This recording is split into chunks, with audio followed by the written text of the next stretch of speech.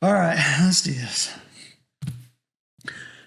Hey, folks, Jonny Oklahoma. Welcome back for another show. We've got a really cool one for you. We do have a really cool one, and it is Jonny Oklahoma's birthday. So we get to talk about his favorite thing ever, lures and bait.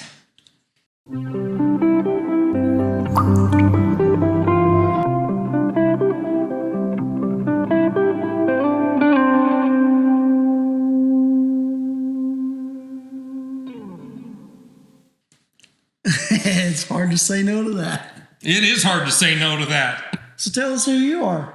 Who am I? Yeah, who are you? I'm Tag-Along Timmy, and we're here in the Jonny Oklahoma Fishing Channel. This is my good buddy, Wannabe Buzz. So, Wannabe, where do we want to start? You know what? I say let's start with plastics. Sounds great. We talked about it last time. We talked about how lures catch fishermen, but plastics catch fish. So let's talk about plastics, because when you're fishing, bass fishing from the side of the shore, I think plastics are going to catch you more fish than anything else, and than any other one bait. So let's start there. That sounds like a great idea. So, what is a plastic bait? Plastic bait is anything that is flexible and movable. It can come in different shapes, different sizes, just about anything you could imagine. And we're going to talk a little bit about each kind. Let's start out with just the regular old worms. You got different types of worms, and you'll have different tails, some with twirly tails that spin around in the water and just make a nice little ripple effect. And you've got some that have tails that swim. And so we're going to talk a little bit about each one. Sometimes ones that do both. That's right. This is what I want to start out with. It's called a Strike King Rage Swimmer. And that little tail will flop back and forth, and it looks like it's actually swimming. And I don't know what it is about that white color, but that sucker, if you want to find fish, that's how you're going to do it right there. We'll talk about another fish finder later, but when it comes to plastics, that's the baddest one on the planet, I think. Yeah, I've noticed that when I hit that and I sink it low, especially in something that doesn't have a huge visibility, where you're looking at a visibility of 2 to 3 feet, it's murky, you get that white, and that white color just signals, whoo, and they see it from a mile away. They do. So a lot of times when it's more clear, I will start with this guy. A little bit more natural, but the problem is when it's murky, you don't see that across the bottom. Nope, you don't. So the white, like you're saying, go to a new place, it's a little murky, not quite as clear as you'd like, throw that white. Throw that white. Now, swim baits, you got different styles, you got different weights, you got different sizes. This one is about a 4-inch worm right there. This one's a 3.75 inch. I standardly like the 4.75 inch. But I will drop down to this one if the fish are smaller. Sometimes I'll step up to a bigger one. I've even got some that are almost 6 inches and are incredible. I also have little bitty ones like this little bugger right here that are only 2.75 to 3 inches long. And when you get two or three of these on an umbrella bait, which we'll teach you about another time, yes, these can be deadly. Yeah. Man. So the one thing about plastics, most of the plastics do not come with a hook in them. You're going to get a batch, and they're going to come with 5 or 6 plastics. You get this, it comes in a thing of half a dozen worms. You need to put your hook in it, but we have a lot of different kinds of hooks. We are going to talk in depth about hooks, different sizes, how you rig different things. You can rig this guy about 4 or 5 different ways with different hooks. So let's move on to the next one, and that is springtime, and it's spawning season, and you got to get down where the beds are. You want to be able to get those big sows mad so that they'll strike whatever you're throwing at them. And then after they've laid their eggs, then they're getting hungry and they're just looking for anything to eat. And something that is awesome to use then is a lizard. That little bugger right there's got that twirly tail, got those little legs. You rig this thing up so it floats up and down in the water and bounces across the bottom. Man, those girls will tear that stuff up. What about you, Buzz? Have you got a favorite? So I think my favorite is the frog because the frog works pretty much any time of the season. So again, I go with a lighter frog with some glitter in it. If I'm in low visibility, I'll go with a darker frog with some glitter in it. When you got a little bit more visibility. But I've noticed that it doesn't really matter spring or fall, and sometimes midsummer when those fish are a little hot, the surface is a little too much, they'll go down low. And what I'll do is I'll just sit there and bounce that baby across the bottom fairly slow. And as soon as you get a hit, set it and go. That's right. This is a little bitty one. Looks like a tadpole. You can set a little tail, just like a real frog. It looks like it's feeding off that tail. And as it's hopping through that water, once again, just bring it right across the bottom. Man, that little bugger will bring them in. Yep. That's another kind of a frog right there. Yep. Buzz, can you think of another kind of frog we'd use?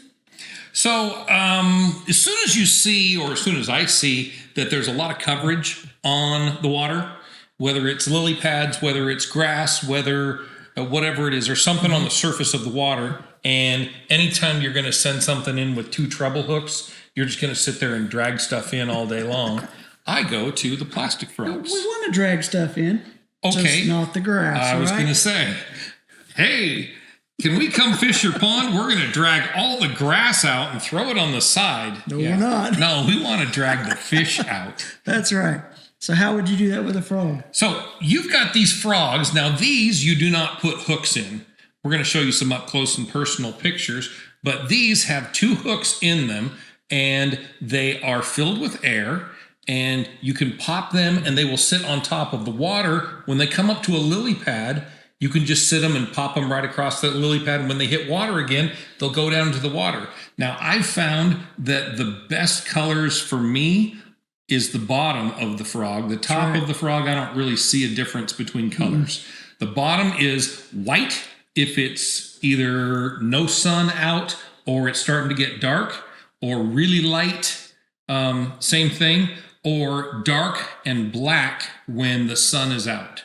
That's right. And you just hop that thing, and those fish are seeing it as it's hopping across the top of lily pads, across the top of the grass, and then it hits water, and those things will come out of the water and grab it.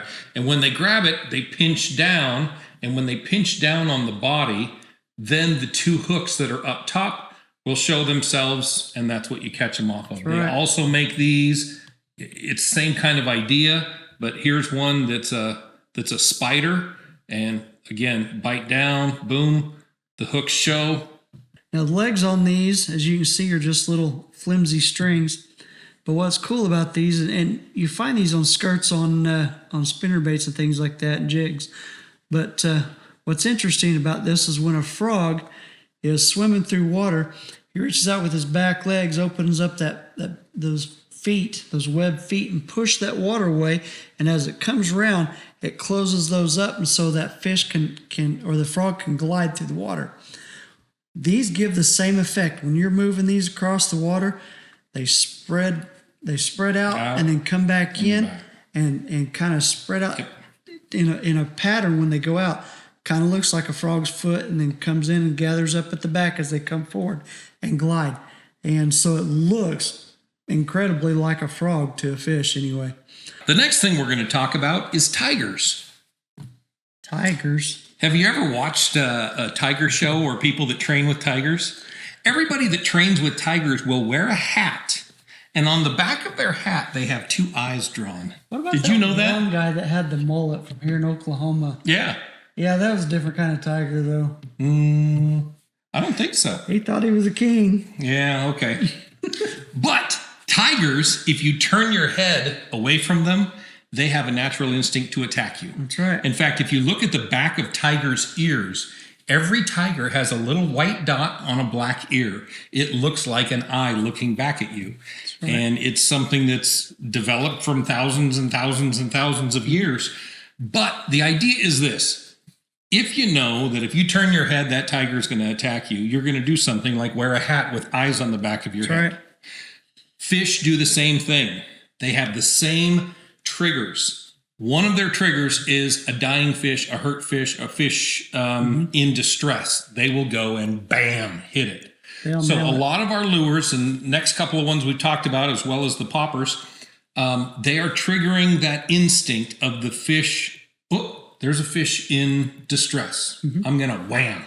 So not only are they hungry, sometimes you can get them on a reaction bite, as they call it, because you've made that bait look like it's dying and it's not even hungry and it'll hit it. Yep. So that's where we're going to go next.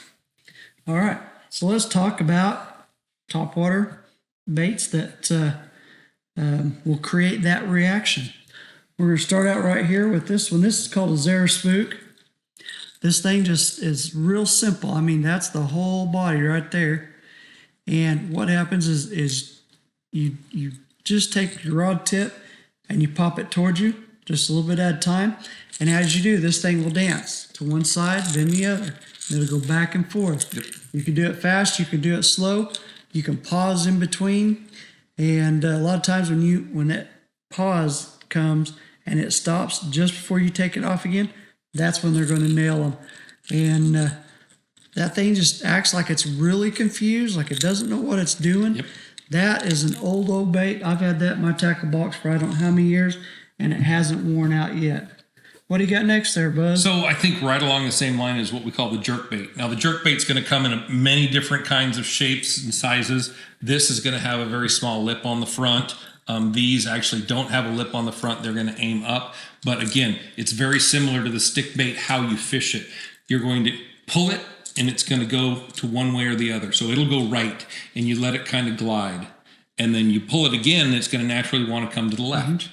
And once you get a real nice left-right going, you'll find out that you're going to get hit on the end of the glide. So if you pull it in, it does okay. But if you hit that thing and it goes right and it glides, right about the time where you're going to hit it again is when you're going to get bit. That's right. And these are long and skinny. Sometimes they'll have 3 treble hooks and be very long. Sometimes they'll have 2 treble hooks. But these are called jerk baits. And again, if you're an angler of 30 years, you're going to say, oh, well, that's not technically exactly a this and this. We're oversimplifying a lot of these things. So, you can get us in the comments and say, that's really a this. And we know that. But we're oversimplifying because we're talking to people that have never caught a fish before. We're going to call all of these jerk baits similar to the stick bait. Going to jerk it. It's going to go right. Jerk it. It's going to go left. And you're trying to simulate a fish that's either in distress or dying. That's right. So next one we're going to move to is what they call a whopper plopper. This is a fairly new bait. It's only been out for a couple years. And I'll tell you what, you talk about exciting. That tail has got a blade on it that spins around as you pull it in. It creates a wake and it creates a buzz that attracts fish. A buzz, get it? And man, oh man, I'll tell you what, you get to a really calm, peaceful body of water. That thing will jerk those fish right up off the bottom. Yep. And man, it gets them so excited. So we've got one here that looks a little bit like a crawdad, and we've got one that looks like a shiner. And I tell you what, man, that tail gets to spinning, and they just can't help themselves. If you fish in a creek or river, that's the monster to use right there. And these create the most volatile strikes you'll ever see in your life. Yes. They're incredible, and they're a lot of fun. And I don't know how many different colors and flavors they come in, but there's a bunch of them. And man, I tell you what, I don't care which one you go with, they're worth the money. Yep. I want to talk about one more here. This one's a little different. This one is another one of those that's been in my tackle box for a long time. This one's called jitterbug, and it's just a little round body, but it's got this blade on front. And you throw that sucker out there, it lands on the water. As you bring it in, it does a little bit of a wobble from side to side because of that blade. And you just reel it a little bit, then stop, let it pause. Reel a little bit, stop, let it pause. And that sucker, it just, I don't know what it is. I don't know how it works. I don't know why it does. I think it makes a lot more noise than it should. But it will grab their attention and bring the fish up, and they will bite on it. It is just great. That's another one of our top waters that we enjoy using. All right, next in line. Next in line is, I'm a single guy. And Because I also do a singles podcast back in Arizona, people ask me, what are guys looking for? Or they say physically, what's a guy looking for? And you say, well, you want somebody that's fit, somebody that looks nice and plain, somebody that doesn't require a lot of makeup to go out, somebody that, just a good traditional beauty. And that's true. And then when Jessica Rabbit walks by, you go, whoa! Right? Talk about memories. So you get a fish. Now, that looks like a fish to a largemouth bass, to a striped bass. This looks like Jessica Rabbit. Oh, yeah. So people say, well, I want to look exactly like a shad. Well, maybe you want to look exactly like, this is the same exact lure, just in the color of Jessica Rabbit. That's right. And people say, well, I want it to look exactly like well, maybe you do want to look exactly like their bait fish, but really it's which one catches fish. That's right. Sometimes Jessica Rabbit will grab their attention and they'll go, whoa, gotta have that, crazy colors.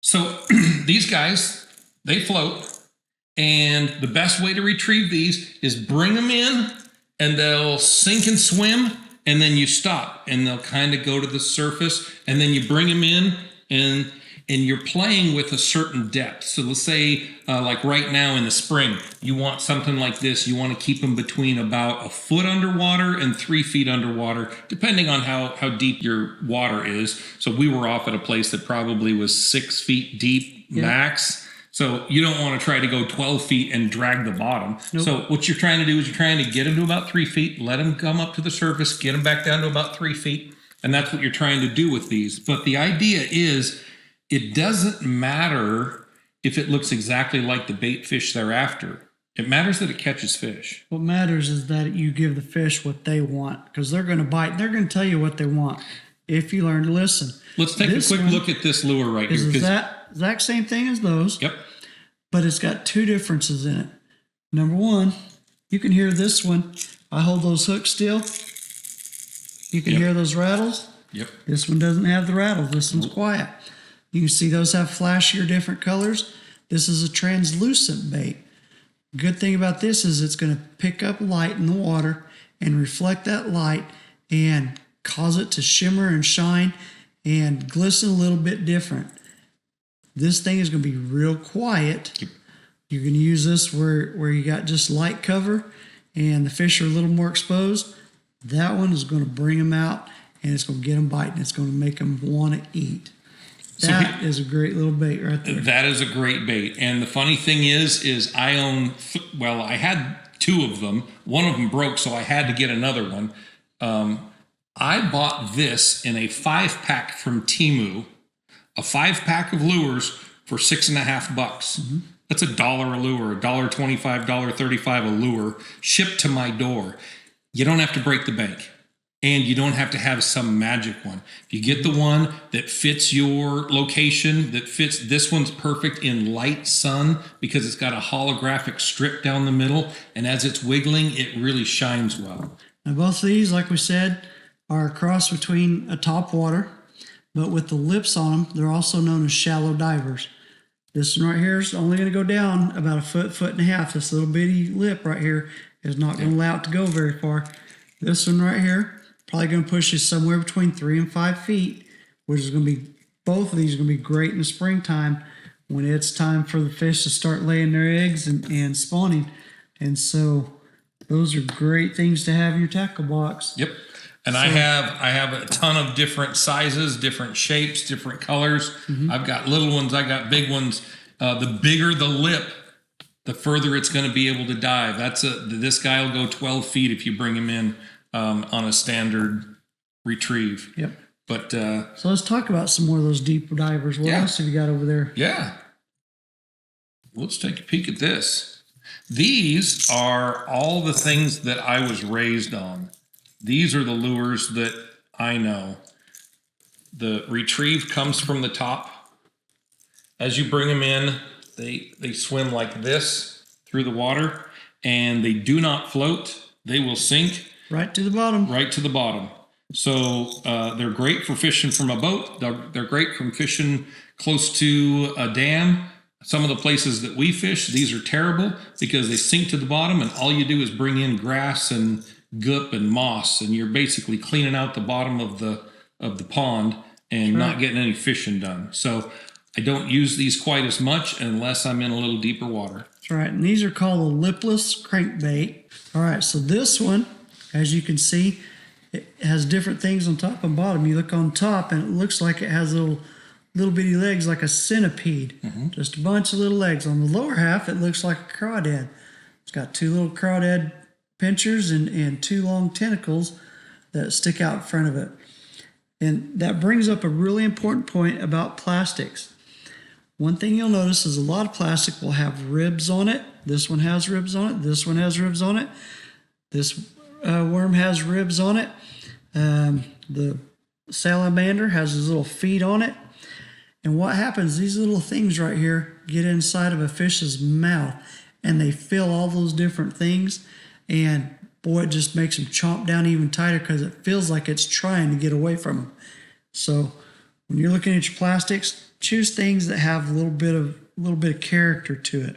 Yeah. So I have a couple of different white worms, and they're pretty much just like this. When I fish this, if I catch 3 fish, I come back, it's tore up. oh yeah. If I catch the same 3 fish on the other one, it's like it's not really harmed. And like you're saying, they feel something in there, and it makes them hit harder, which is going to get you more hooks. Yeah, a lot more hook sets.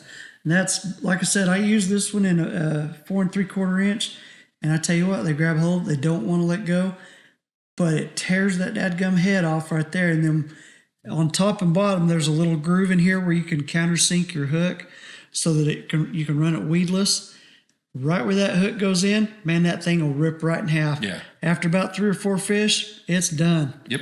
And but it's a little bit of an investment, but man, it is worth it. It is worth it. So if you're looking at 2 things on Temu or Amazon, or you go to Bass Pro, especially if you're a introductory angler, and you see 2 and one has lots of ribs on it and one is completely smooth, pick the ribs because fish is going to hit that one harder, which is going to give you an easier set. So we're going to talk about some other things that have little tentacles on them, otherwise known as skirts.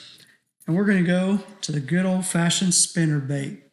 This one is a single blade. You can see it's got a regular skirt on it, and then it's got an extended skirt on it. This is what they call a Colorado blade. It's kind of rounded, shaped like a teardrop. And this is just a single blade spinner. And these are great in the springtime because when those big old sows have laid their eggs and they're hungry, they're looking for the bigger bite, they're looking for something to fill their bellies. That's going to end up looking like 2 different fish right there. The blade is going to give a little bit of a vibration to it. The skirt, when they bite down, it's going to make it feel like there's tentacles in there, and that bait's trying to get away from them. And so the extra skirt isn't necessarily needed, but it's kind of like a little bit of an extra trailer. Brings a little bit more life to the back end of the bait. This one is double bladed. It has 2 willow-shaped blades. Those are thinner and longer, look like the leaves from a willow tree. Once again, this one's got the double skirt on it. It's got the short, and then it's got the tail. And you get those blades out there and get them spinning around, and it looks like 3 fish. Literally looks like 3 fish swimming through the water. All right. So let me just say one thing. You get this guy, he gets chomped, his head's off, he's got a bunch of teeth marks in him. So you can actually cut the back of this off and use it, because now we're going to talk about chatterbaits. That's right. So chatterbaits have a blade up top. You hook into there, and that keeps as you're pulling it in, it keeps them at a certain angle, but it also keeps the hook up. So you're catching less grass, less junk off the bottom. But you've got your tentacles here he's talking about. But on the base of the hook, you're going to put a plastic. And so if you've got this, in fact, I think that might actually be what's on here. No, it's a different one, but very similar. I'll take the very back off something that's been eaten alive. I'll cut that off, and so I can use it again. I'll put it on the back of this. It's a very versatile bait because it does have a weighted head that's a little bit heavier. And so when you're running this through the water, you can also run it through rocks and stumps, and that head will hit the rocks and stumps, and it'll make a clanking sound. Tick, tick. And it'll bring the fish out, and they're wondering what's going on, what's making all that noise. This one has a little bit of a trailer on it, just a little jig body, and kind of a tube body on it, and it has got little tentacles on it, or a little skirt on it too. And that little bugger right there is just an extra attractant to help in a bladed jig, also known, or a chatterbait, also known as a bladed jig. Yep. But, I'm looking at yours here, and you got a crawdad on the back of that guy. That's right. And that one's a standard jig, so is this one. Not bladed. The difference between these are the heads. I think that one's just a little bit heavier. That one is 3/8 ounce. This one's a quarter. Yep. That's got a football-shaped head on it. Yep. The football-shaped head is wider. Wider than it And is. so when it's bouncing across the bottom, it's hitting stuff. These are going to make a lot of noise. That one's going to make a little different of a noise than this one is. And it's probably going to make a little bit more of a noise because it's got the heavier head on it. This is an old-fashioned kind of lure. And what's fun about these is most of them come these little bristles that stick out right up over the front of the hook. That keeps that hook weedless. Yep. And so as it goes through grass, the grass hits that little bit of bristle there and pushes it right up over the hook. Now, I know we've talked about a lot of stuff here. And we talked about how different things need different hooks and different styles. We're going to do specific videos on different hooks, what to use them on, why to use them, and how to use them. Well, folks, I hope you've enjoyed this video. This one is one we've been looking forward to. Yeah. Because if you look at this table, you see a ton of different colors. You see a ton of different shapes, a ton of different sizes, a ton of different patterns. Our purpose is to teach you how to get out there and do what you can up front with as little money as possible. Start fishing and have a good time. Yep. I don't think I have anything else. You, Johnny? No, I'm happy. I think this has been a lot of fun, and I can't wait to see you on the water. All right. Catch you later.